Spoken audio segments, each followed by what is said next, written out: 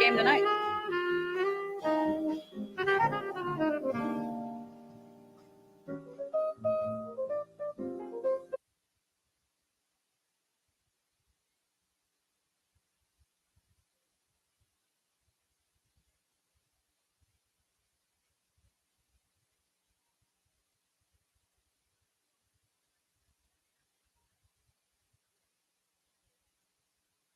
Yeah. Although I will say,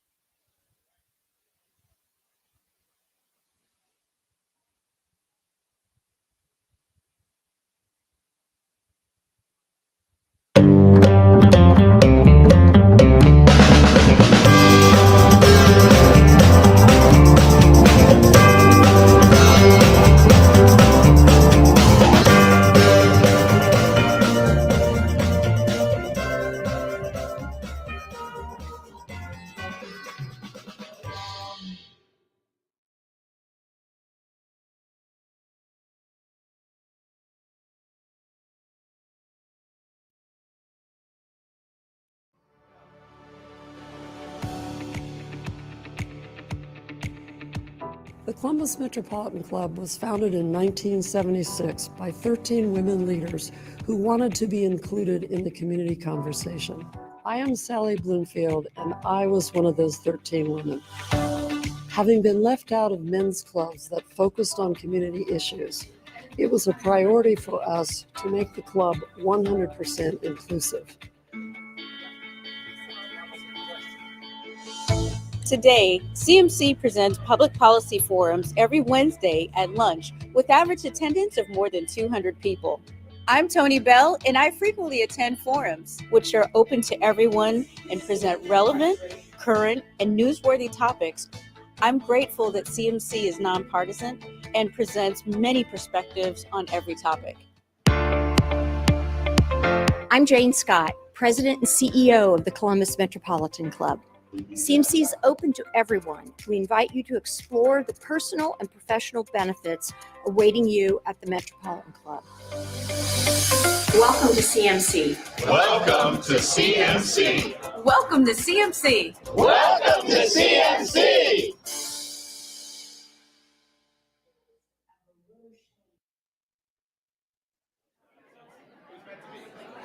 All right. Hi, everybody. We're going to get started, so I'm going to ask you all to quiet those conversations down. All right. Thank you. Good afternoon and welcome to the Columbus Metropolitan Club. Thank you, Jane. We were founded in 1976 by 13 visionary women leaders. CMC's mission is to connect people and ideas through community conversation. And from its beginning, CMC has welcomed everyone. I'm Kelly Atkinson, the Diversity, Equity, and Inclusion Director and Columbus Office Administrator at Barnes & Thornburg, and I'm also chair of CMC here at the Board of Trustees. So let's begin by meeting our newest CMC members. We have Charlie Bauer with Measurement Resources Company, Tony Coder with the Ohio Suicide Prevention Foundation, Jay Peterson with Dayton Contemporary Dance, Todd Walter and Mark Palmer, both with the Joseph Group, Mike Suriano with NBBJ, Todd Barnhouse with the Ohio Childcare Resource and Referral Association, Ashley Wright with Hyatt House Columbus OSU Short North, Robert Agel, and a special welcome to our newest lifetime member, Janika Pierce Tucker with Taft. So let's give everyone a round of applause. All right. I love when there's a long list to announce. That is a good thing for us. If you're not already a CMC member and would love to have your name announced up here, we encourage you to join. It's easy enough to do through CMC's website. And right now it is the final week of CMC membership month. If you are a CMC member, take a moment to look inside your name tags. You'll see there's a little card poking out, and that is a special thank you to you. You've heard that there is no such thing as a free lunch, but I am here to tell you that that is wrong, because there is a free lunch. And this month, we're providing you a free lunch card for all of the members who are attending this forum so that you can actually invite someone to come with you. You can use that card, bring a friend to any upcoming CMC forum for free. If you present that card to a lucky colleague or friend or family member or neighbor or whoever, they can follow the instructions, register to attend a CMC forum for free, either with you or on their own. Please also take a moment to look at the back of your forum flyers, which are those papers laying all around you. You will see all of the sponsors that provide the not-for-profit Columbus Metropolitan Club with half of its annual revenue. To join this generous list of sponsors, please see either Jane Scott, who's sitting right up here, or Lainey Cuthbert in the back of the room back there. They will help get you set up with that, and I can tell you that it is one of the best deals in town as a sponsor, well worth it. Speaking of sponsors, I want to thank you to today's sponsors. We have PNC Bank and the United Way of Central Ohio. Thank you to today's forum partner, WBNS 10 TV, and to the Columbus Dispatch for their support. And today's live stream is presented by the Emergency Response Fund of the Columbus Foundation in partnership with the Columbus Dispatch. So let's thank all of those supporting today's forum.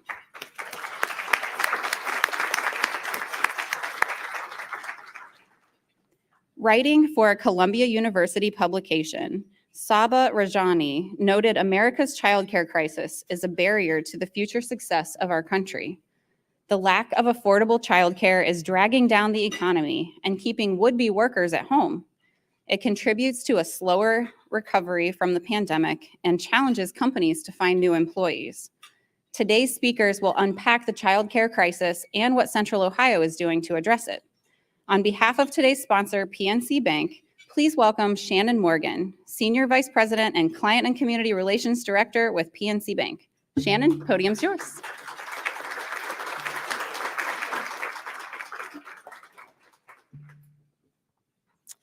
Thank you. It's great to see so many of you here in person. And of course, the audience on YouTube, we welcome you, and Twitter and Facebook as of today, right? So welcome to all. Also, I'm especially gratified to see so many of our early childhood education partners in the room. We appreciate the work you do every day. We're grateful for you, and thank you for caring for our children. So I think we should give a round of applause to all of our early childhood educators. All of us know that today's forum focuses on a topic that has been receiving plenty of attention. Both parents and employers agree that the need for equitable, affordable, and accessible childcare has never been greater than today. Affordable and accessible high-quality childcare and early learning center programs are foundational to children's educational future, as well as to parents' ability to work while supporting their families and knowing that their children are cared for. Throughout the pandemic, childcare centers and early childhood educators have worked tirelessly. We know you have. We hear it. To offer our families a means for opportunity for equitable childcare. Childcare centers must be able to staff appropriately to care for children and offer a reliable, enriching environment that benefits both children and their families. And we know, all of us know, that education is a powerful means for economic and social mobility. Children who participate in high-quality preschool are far more likely to achieve and contribute to society in their adult lives. Hopefully, it is easy to see then why PNC is so firmly committed to early childhood education.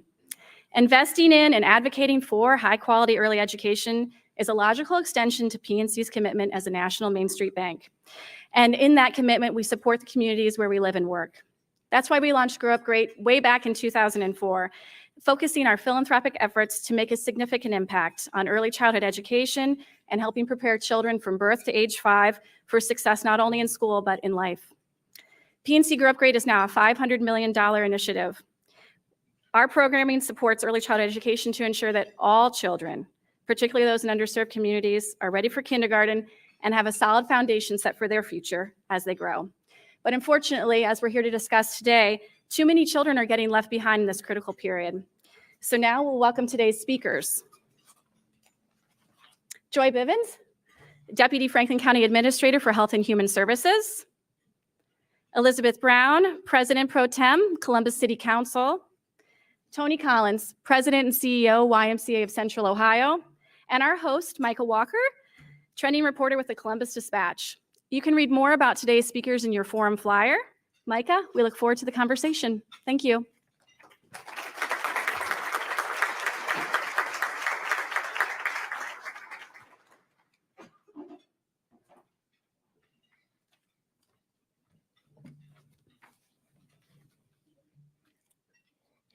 Hello, everyone.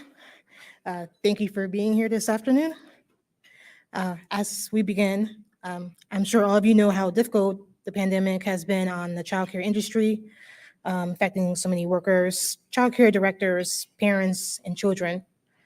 According to a recent report from the Child Care Resource Agency Action for Children, nearly 1 in 5 childcare providers in Central Ohio are not confident that they'll still be open in 3 months without support. Staffing challenges loom with 50% of center-based providers experiencing staff shortages, and parents are struggling to maintain higher tuition costs. So my first question for our panelists is, we know the pandemic has worsened the strain for the childcare industry, but how did we get here? What were some issues the industry was facing even before the pandemic? Can I go ahead and start on that one, if that's okay, Micah? Yes. Good afternoon, everyone, and good afternoon to our panelists. Before I begin, I'm going to be very authentic and honest because that's the only way I know how to be.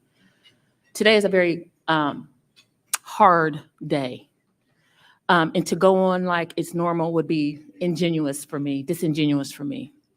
We have 19 young babies who did not wake up today because of a tragedy. So I ask that you all bear with me as we move on, and I'm sure to my other panelists, this is hard for them as well. But this is why we're here, to advocate on behalf of young people. And I know I speak for the Franklin County Commissioners as well as my fellow panelists. Something has to change. So how do we get here? You know, pre-pandemic, we had 68% of our publicly funded childcare children that were African American, living in the lowest asset neighborhoods, that were attending early learning centers that were not star rated.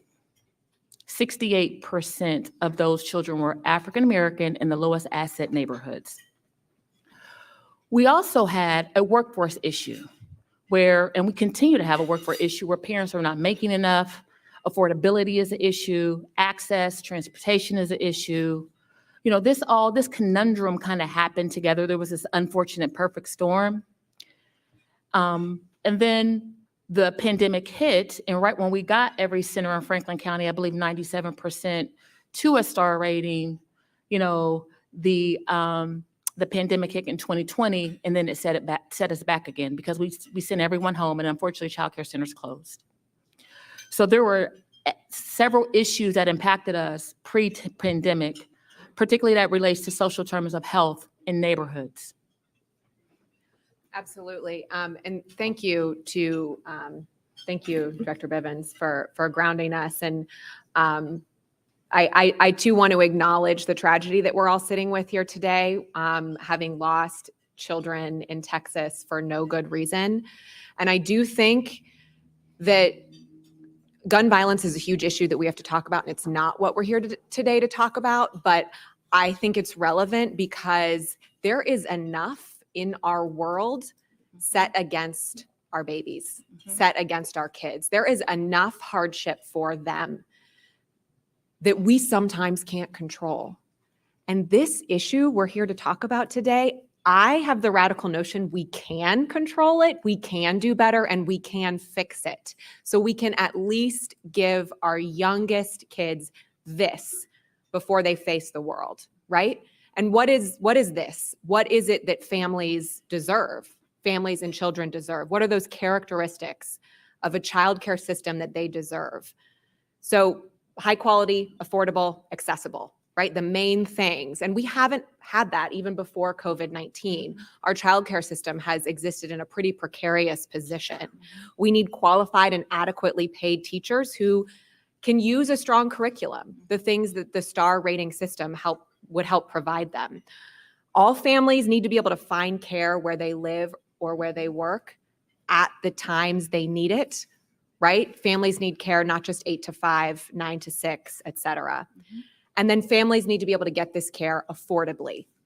And let's be clear about what affordable is. No more than 7% of their income. I don't know how many of you have heard this fact, the 7% fact, but in the same way that HUD determines what's affordable for families' rent, HHS, the Department of HHS federally has this number for what families can afford to pay for childcare, which is 7% overall, because they've got to be able to afford the roof over their head, afford transportation, afford food.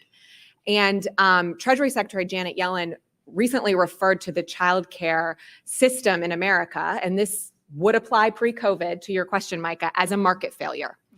So I want to ground us in that starting fact as well.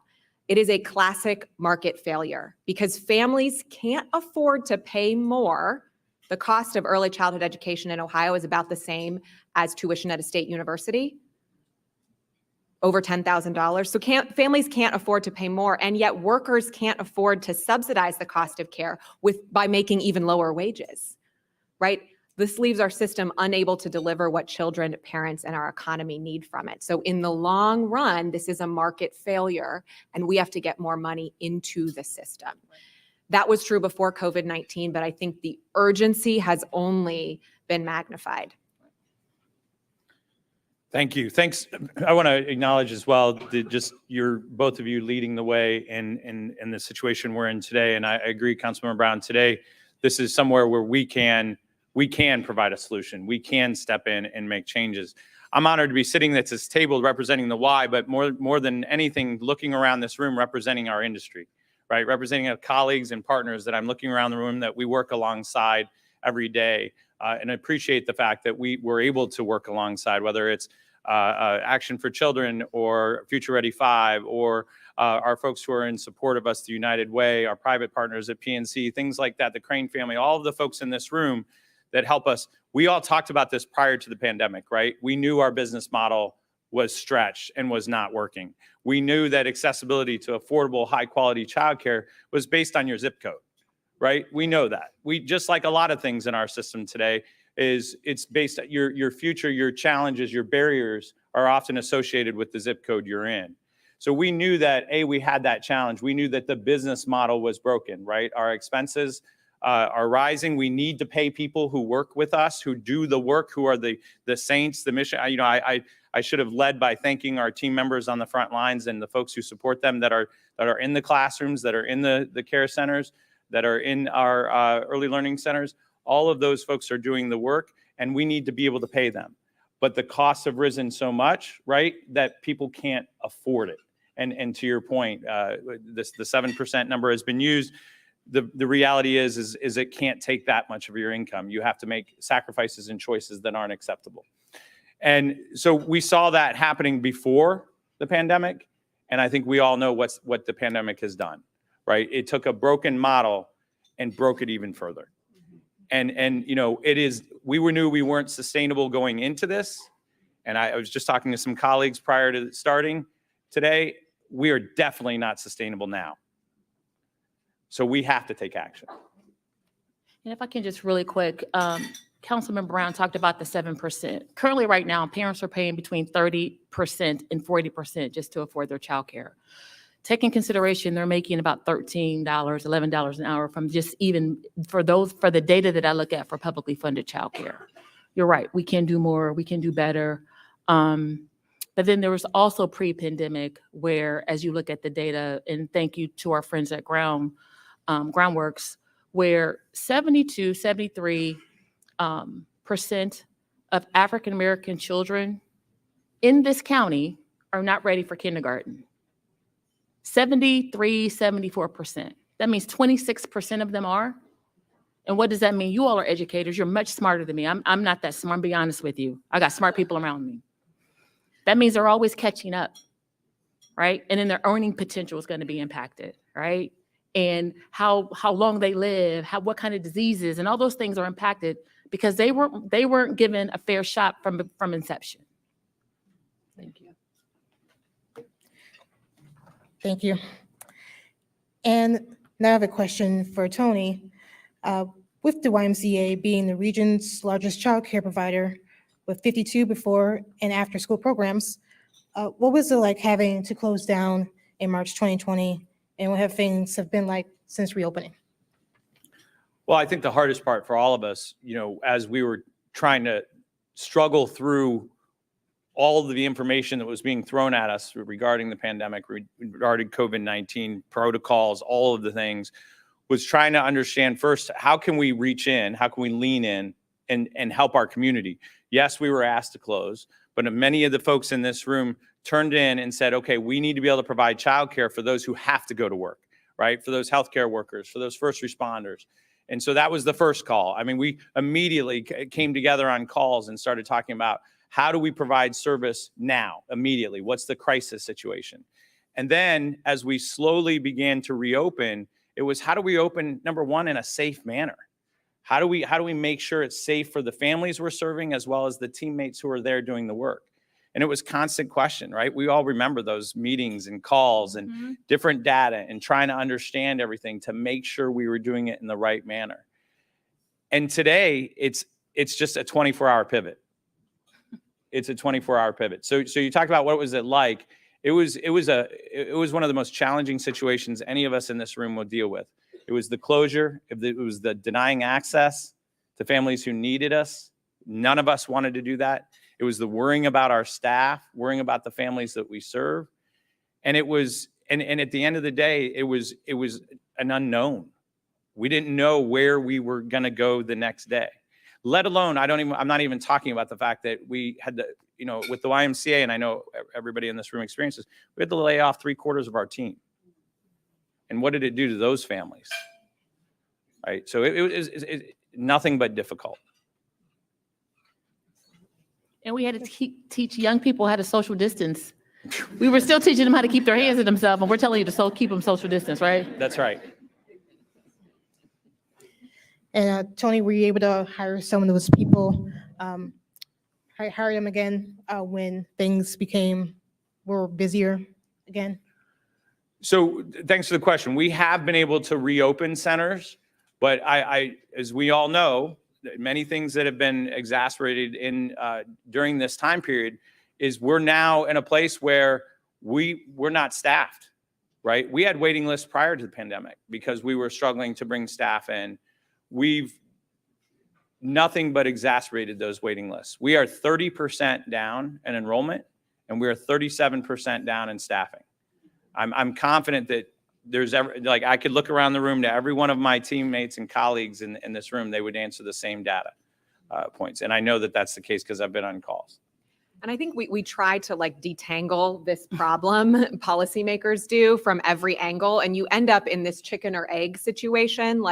We don't have enough workers because we don't have enough supports for families, childcare being, among them. Well, we don't have those supports because we don't have enough workers. So how can we provide what people need to get reemployed and all these things? And I'm kind of done with thinking of it as chicken or egg. And it's just where can we start? Right?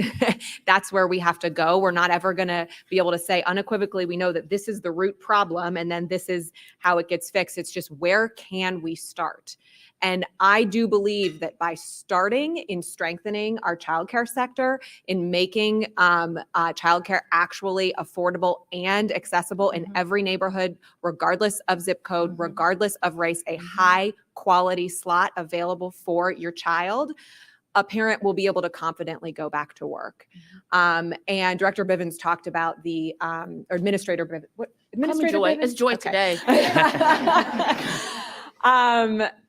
I talked about the Groundwork poll, and Groundwork did a really good statewide poll in Ohio to also unpack families' attitudes towards childcare, so to understand that, chicken or egg. And they found that a majority of, I think it was mothers, actually, not just parents, of mothers said that if they could have fought, nearly 60% of non-working or part-time working parents with young children say they would go back to work if they had that high quality, accessible, affordable slot. So it's critically important to just jump in where we can.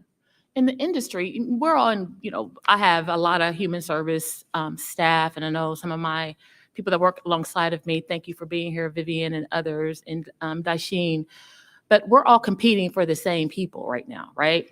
So if I was making $13 an hour pre-COVID or $11 an hour pre-COVID, and I can make $20 or $22 to increase my economic mobility status, I know I love children, I do. I love my kids when they were younger. I'm gonna be very honest with you. They're college students, post-college students now. I love them when they didn't have opinions.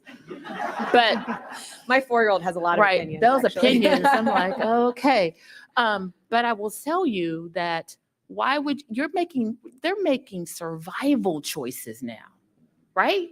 Why would I go back to 11, even though I love kids, but I can still make $22 an hour somewhere else, and I can move my family up the economic mobility ladder. So you're right. You're absolutely right. We have to strengthen it in so many ways, right? Because there's so many competing factors as it relates to affordability, but also strengthening the system. If I could add two quick things. One is you're absolutely right on the choice. We lost 4 directors last week to our local public school system, right? I have no fault to them. They advanced their situation. They got a great pay and great benefits, but that's what we're seeing happen. We're even competing amongst each other to try to keep staff and bring new staff to our teams so that we can service, so we can provide that affordable, accessible childcare. I do want to also comment too. This needs to be said that Councilmember Brown and Director Bivens Joy, the county and the city, you guys have stepped in, and I want to tell you that the we and the why, and I know my colleagues would agree that we're appreciative of the work that you are doing to help support, the dollars that are coming to the table to help support our centers, our employment, but also to help support our families in finding accessible childcare. We have a lot more work to do. Obviously, that's why we're here. Absolutely. But we do appreciate the support that's come to the table. Yeah, I have a question for Joy and Elizabeth. So how has the pandemic affected childcare at the city and county level? Were you able to help childcare providers during the early days of the pandemic? You go. So early days of the pandemic, and I know some of my, I'm going to say my street soldiers are in the room, Eric and Tanny and Jane, and I'll explain what that means later. This community was at 24% of centers that received a star or had a star, 24%. So we had about, at the time, 27,000 children on publicly funded childcare. 24% of the centers had a star. There was a mandate came down from the state. Every center in Franklin County must have a star. That's great. We all believe in, quality. We all believe in a strong curriculum. But this was a non-funded mandate. So I called the state director and I said, and this was a different state director. So before everyone calls the current one, I was like, you let Joy talk to you like that? I probably did regardless, but I called her at 10 o'clock and I said, hey, am I going to get at least like money for postage to let people know this thing is happening? And, she was very honest with me. So I hung up the phone and I said, we got to hit the streets. So we gathered our human service providers. We gathered our business partners, and we went door to door, knocking on the door saying, hey, I know you are consumed with trying to unclog a toilet. I know you are consumed because your staff called off and you got to act as a teacher today. But I kind of need you to become star rated, because if you don't, these parents do not have a place to drop off their children, and you're going to lose your business, because if 70% of your business is publicly funded childcare, guess what happens? You don't have a star, it's going to close. We were on a mission, and you remember this, Jane, because you're shaking your head. You remember this, and we took Tanny around that day and wore her out. But we were on a mission to make sure that every center in Franklin County knew. And even the type B homes or the private homes. This was not just standing centers. We went everywhere. So what we did was the Franklin County Commissioners allocated $4 million to do a study to figure out what did parents even understand about Step Up to Quality. Because we say it in our world, but that doesn't communicate to them. What they were saying was we wanted safe, affordable, high quality, all the things we knew what Step Up to Quality mean. So we put out messaging based on those conversations, and we provided training for centers so they can become star rated. So the services that we provide in the early days was get out on the street, boots on the ground, knock on the doors. Hey, I need you to become star rated, right? Also putting out messaging that people and parents understood. Some of you even saw the commercials, because we wanted to make sure that we were very, very intentional, ensuring that no center in Franklin County had the opportunity or missed the opportunity for closing. Because at that time, the deadline was July 2020. And I don't know if you can tell, but I'm kind of like a rule pusher. I like rules, but I think sometimes you can kind of push the envelope. So I kept calling the governor. I said, I know you're going to change the date. I know you're going to change the date. No, you're going to change. I know Kara and a couple other people kept saying, Joy, they're not going to change the date. And the governor actually sent someone to my office at the time and said, we're not changing the date. Unannounced. So, unfortunately, COVID hit and the date was changed. So, but, those are some of the things that we did as a county just to make sure that centers had the opportunity. And again, we were at 24% at the time. When we were done with this campaign and all this intensive groundwork that we did working with our partners, we're now at 97% of star rated centers in this community.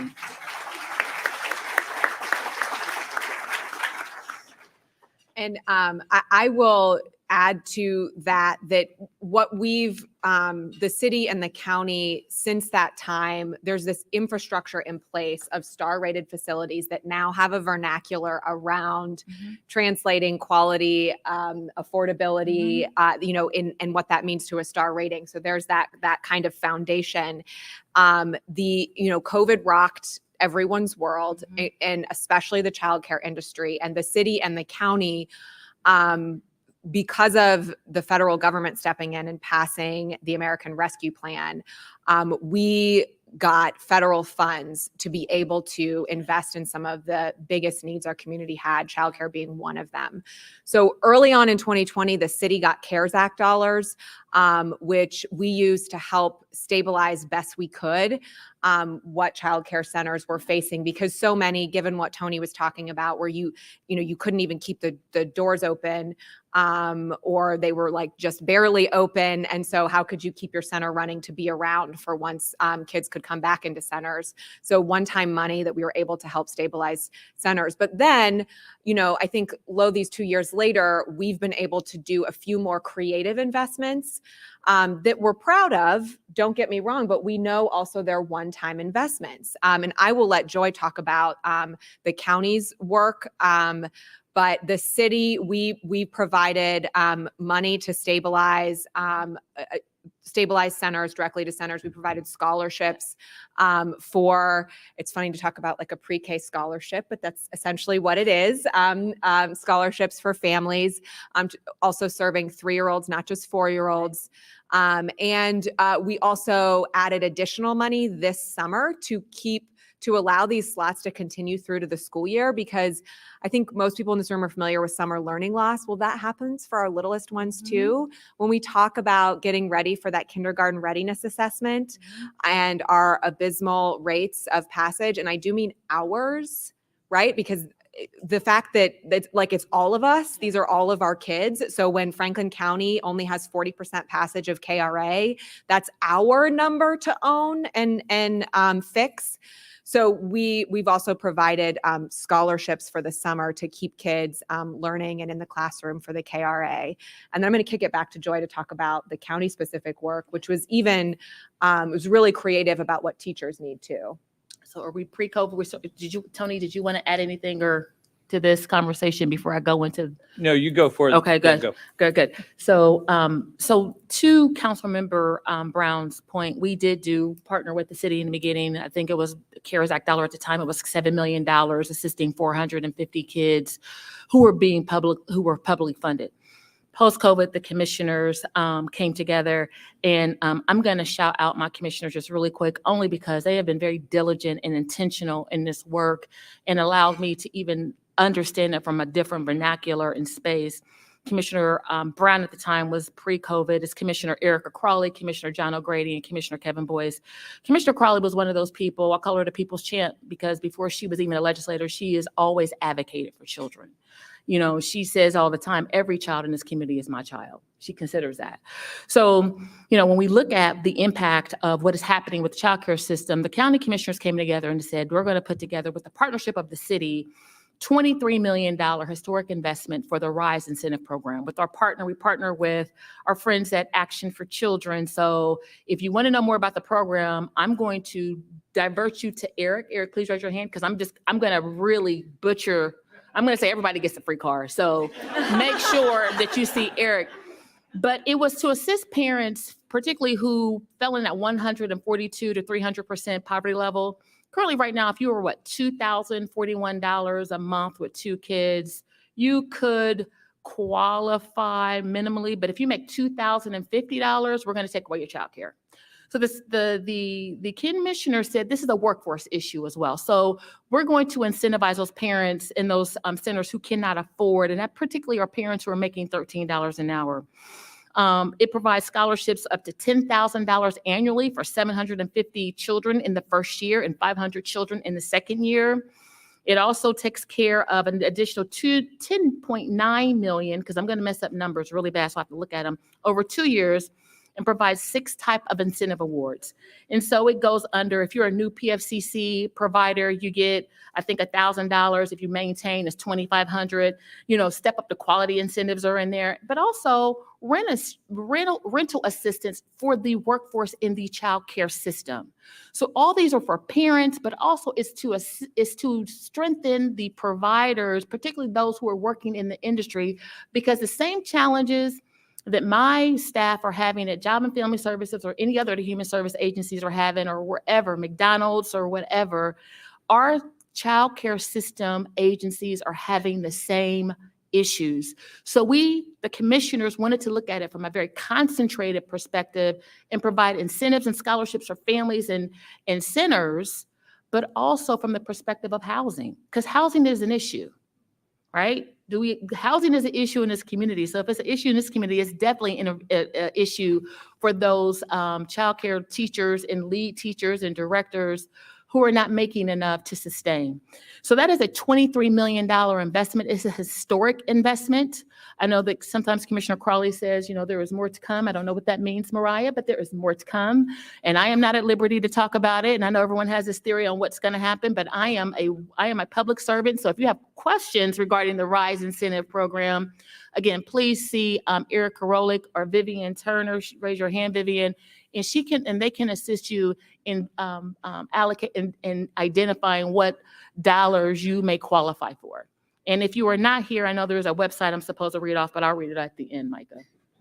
I want to add on to your point, Joy, about teachers, and Joy has already talked about, you know, teacher wages, and obviously Tony has talked about sort of losing teachers or directors to another job because of that financial stability that other job can provide them, which once again, there's not enough money in the system. No one's greedy here, right? Like there's no greed in the childcare industry. There's just not enough there. And so because of that, there's a lot of instability in the workforce, a lot of transience. But I want to talk about the other negative effect of low wages, which is not just that, you know, they're easily poachable for a better job. The other effect of low wages is what that means the teacher has on largely her mind when she's in the classroom. Right? You know, if she's making average wage in Ohio for a childcare teacher, $10.67, and I say she because 95% of childcare workers are women, disproportionately, they are women of color. Mm-hmm. So if she makes $10.67 in the classroom and she's in charge of this time in our child's life, the first 5 years, which is the most consequential period of brain development in our lives, Those first 5 years are. We know this scientifically, it's fact. And we say to this teacher, I'm going to pay you poverty wages and have you be in charge of safeguarding this child's future. It is nearly an impossible situation that we've handed her because she has on her mind her own family, her own struggle to pay rent. What sort of financial strain and stress is she bringing to work because she doesn't have that security, that system undergirding her, position outside of work. We're not these computers that like boot up when we walk into the door of our office and then power back down when we leave, right? We're 24/7 humans. There is dignity in the work that we do, and we need that foundation in order to be able to show up to work, doing our best work. And we just completely rob these precious teachers of that ability when we pay them a frankly undignified wage. And imagine the power in that classroom if we paid these teachers what they deserve, because they're choosing to be there even with these tough wages. So imagine if we dignified their work with the salary and benefits that really rewarded what they were doing for our kids, helping to build their future. I mean, it's powerful to think about the possibilities. So I would say that, as I'm looking around the room, I'm seeing heads nod, right? Everyone agrees. Everybody's appreciative, I think, of the funding that the city and the county has brought to the table for this, even if it is temporary, right? It is impactful and it is helping, and it will continue to help. But I think I'm also looking around the room and I'm seeing shoulders tighten and stomachs turn and chests tightening because we agree, and this is the part of the business model that's broken, right? And we've known that, and we see it, and we know that there's not a measure in the future to fix it, right? So in a lot of ways, our folks are robotic because they keep coming back to work.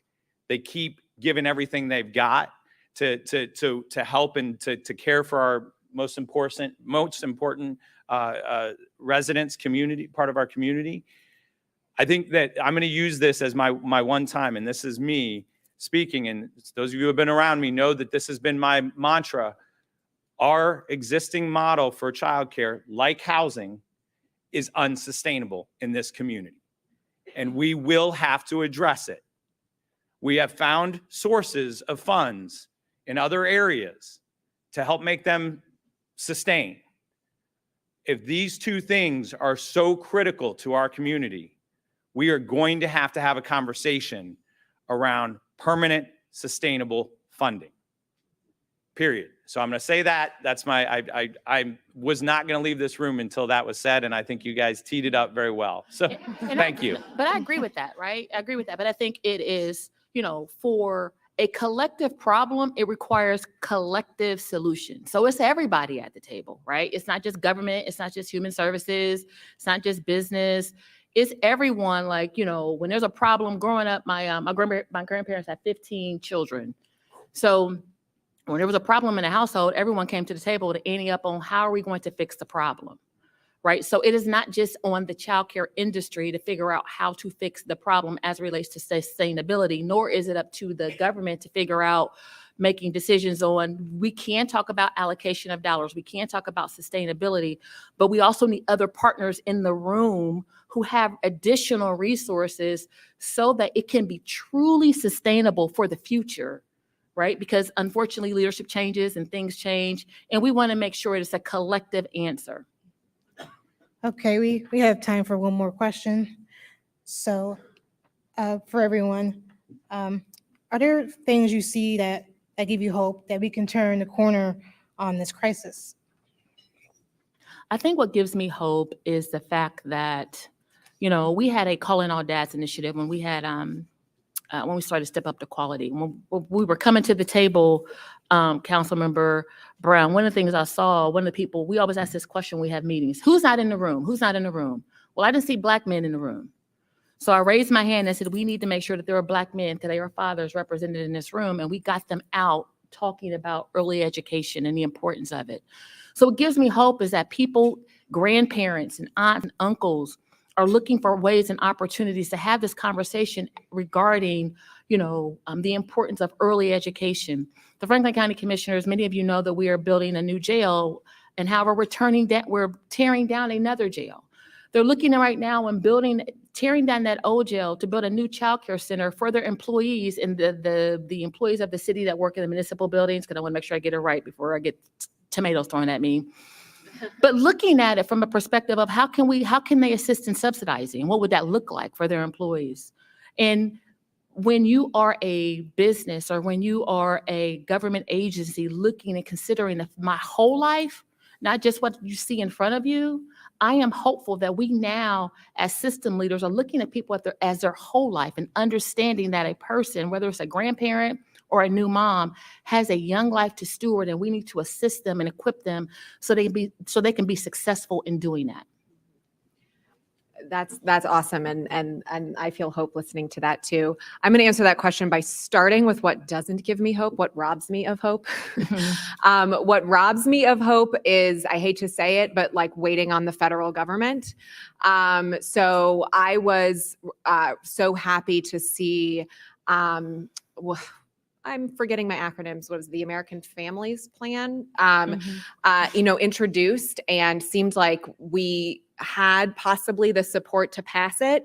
And that would have really jump-started the solutions in this community, because it would have been scholarships for 3 and 4-year-olds, like universal access to free pre-K for 3 and 4-year-olds. And then it would have been basically subsidies to families for 0 to 3-year-olds, so that they would not go over that 7% mark.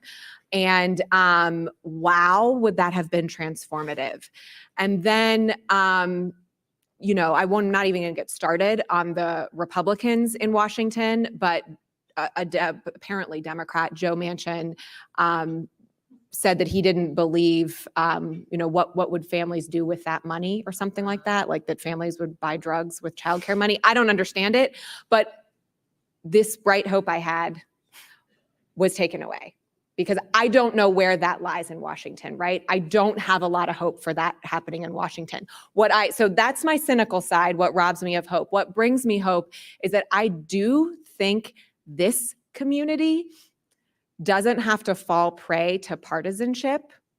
And this community has solved pretty big problems before, at least supposedly very thorny problems. And I think we're up for this challenge. I think that we can have a mentality in Franklin County that they're all our kids, right?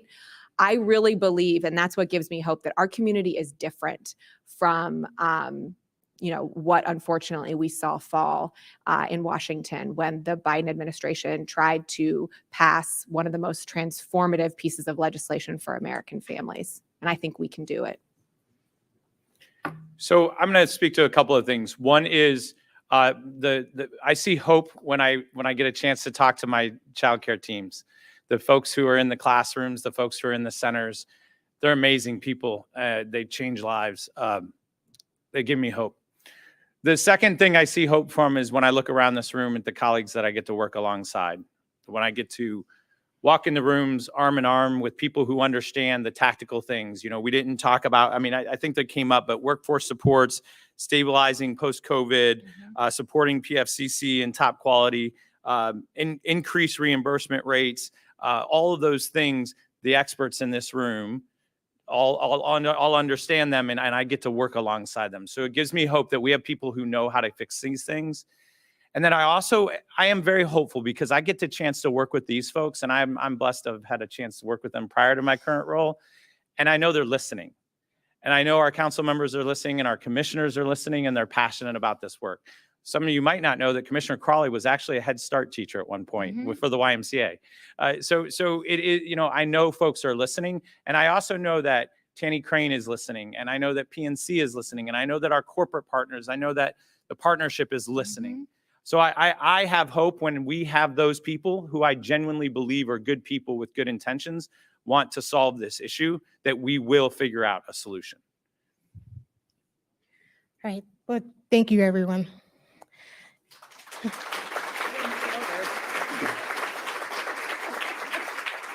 will move to questions from our live stream and in-person audience in just a few minutes. If you have a question, please make your way to the microphone now. If you're watching online, please type your questions into the chat. Before we take audience questions, yes, just make your way to the microphone or type it into the chat. All right, my name is Mantra Moody again, and I am here to coordinate online questions. So our first question is from Bill Lafayette, and he believes this question could be for Joy, but it may be for all of you. He's smarter than me, though. Any idea how much the child care capacity in the county has declined as a result of COVID? I'm sorry, I couldn't hear the question. Does anyone have any idea how much the child care capacity in the county has declined as a result of COVID? So I know we had several centers closed due to COVID, and I want before I quote the actual number, I want to say we had about 150 centers closed. I could be wrong about that, but as far as an actual capacity declination, I don't have that with me right now. I have something that more than 1/3 of childcare centers are experiencing staff shortages in our community. Yeah. This is from Action for Children. So Eric, you can nod if I'm wrong, but 1/3 of childcare centers are experiencing staff shortages with nearly 1,000 staff openings estimated. Yeah.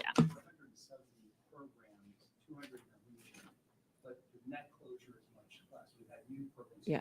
Yeah. So the net closure is smaller, about 170, 200 in our region, but 170 closer locally in Franklin County have closed. The net is smaller. Yeah. But the staff shortage number, I'm actually really interested in, that 1/3 of childcare centers are experiencing those staff shortages, because that just means we're not getting it out there. We're not able to serve as many people. But we had 173 actually close across Franklin County, and that's for type A and type B. Yes. We're at 33% less right now, serving folks, 33% less folks than we were prior to COVID. At the Y. Hi, I'm Mindy Wright, and I want to thank you all for the creative and thoughtful approaches that you're taking kind of on the ground in the city and the county. But I want to, at the risk of bringing people down, what are the threats that are coming statewide in terms of policy that could kind of burst our little bubble in Central Ohio? Well, I'll start and please add. So I would say the biggest threat in the last couple years was Matt Huffman, Senate President, Lima, tried to completely get rid of star ratings, and that would totally rob us of the ability to do publicly funded childcare reimbursements. The early childhood community really rose up together to try to stop him, and they were able to, but he's still there. So Matt Huffman, wherever you are, we're watching. Yeah. And frankly, the General Assembly is pretty wacky and doesn't feel that they're accountable in the way that they've clearly rigged and gerrymandered the redistricting system. So I just think the General Assembly is a threat always that we have to look out for. And I know I sound really partisan, but it's just true. The GOP in the General Assembly is who I'm nervous about in this conversation, and we just need to stay watchful. But then a smaller threat, if you will, but a very real one, is just the status quo right now at the state level. So we rank near the bottom as a state in income eligibility reimbursement. Mm-hmm. So the poverty, we're at 142% of poverty, or 137, something like that. 142% of the poverty line for being eligible for publicly funded childcare. And that is up from 2 years ago, and we're still ranked near the bottom. So I do think that one of our threats is the status quo, and actually moving we should be at 200% of federal poverty at the bare minimum. And I see Policy Matters in the back here, Will Petrick, he's done a lot of research on this and how important it is to at least get up to that in terms of state reimbursements for PFCC. So Ohio was one of the 10 states at the very bottom as it relates to publicly funded childcare from the federal poverty level of 142%. And to council members' point, just really quick, can you talk about taking away step up the quality and the star rating system? When you ask the question, how do we get here? We didn't have that in the beginning.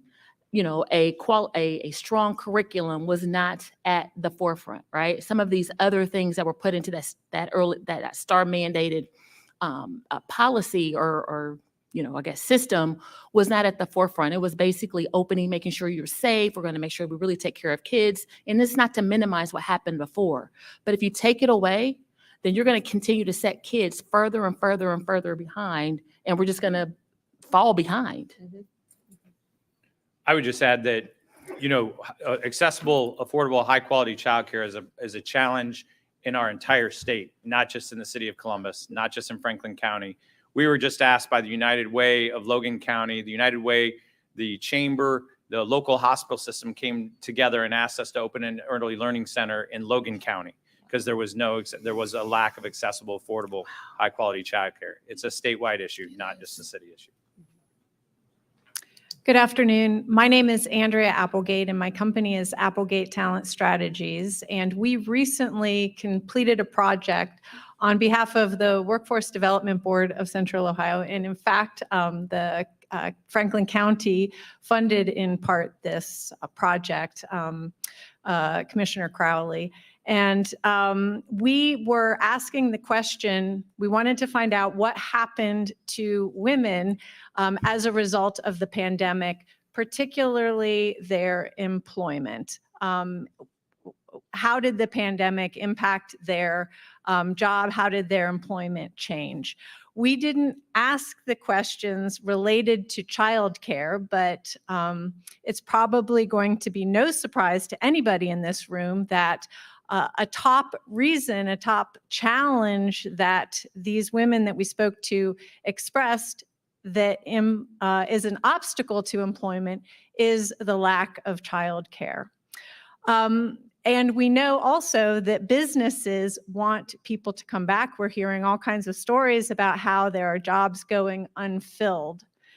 What are some options? What are some strategies or specific tactics that I can tell employers or businesses?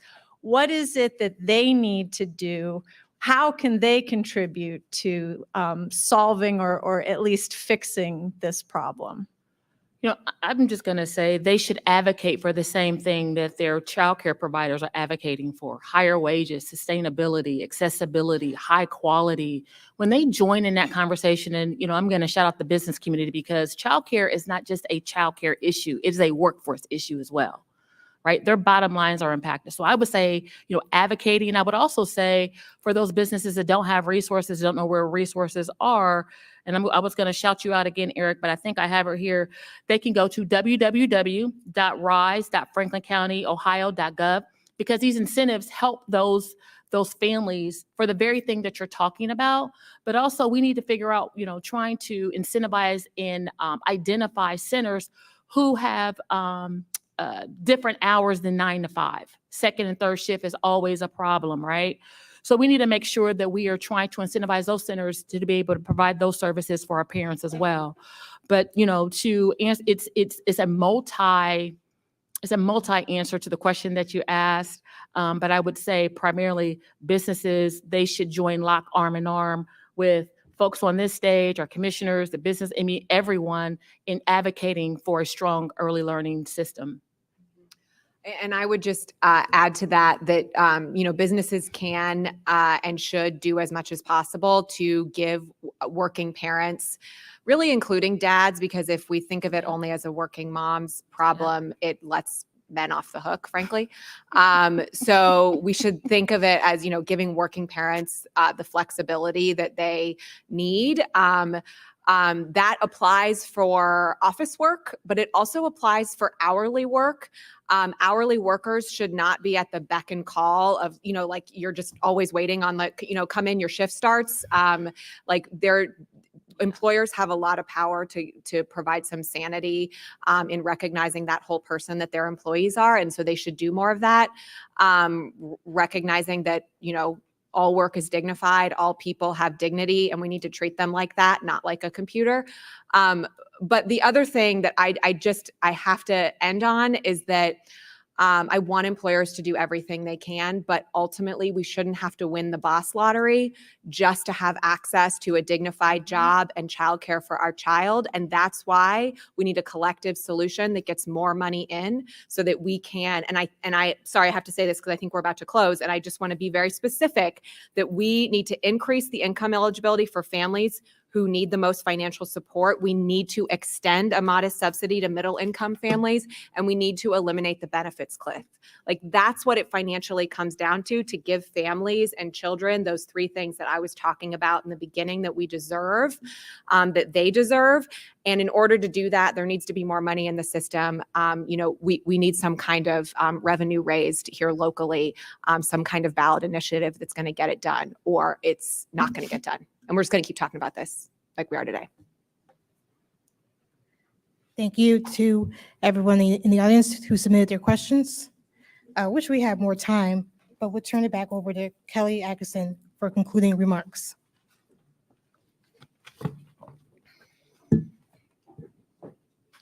All right, everyone. I hope that you all found that enlightening, but also inspiring. I love that there are also like bits of grace and hope within everything that you guys are saying too. And now we can take all of that and run with it, right? So I hope we do. All right, please make plans to join us next Wednesday for HB 616, Ohio's Don't Say Gay and Don't Mention Race bill. Thank you for today's sponsors, PNC Bank and the United Way of Central Ohio. And thank you for today's forum partner, WBNS 10 TV and the Columbus Dispatch for their support. Thank you to our online virtual seat patrons. This is the never-ending list of thank yous. You know that.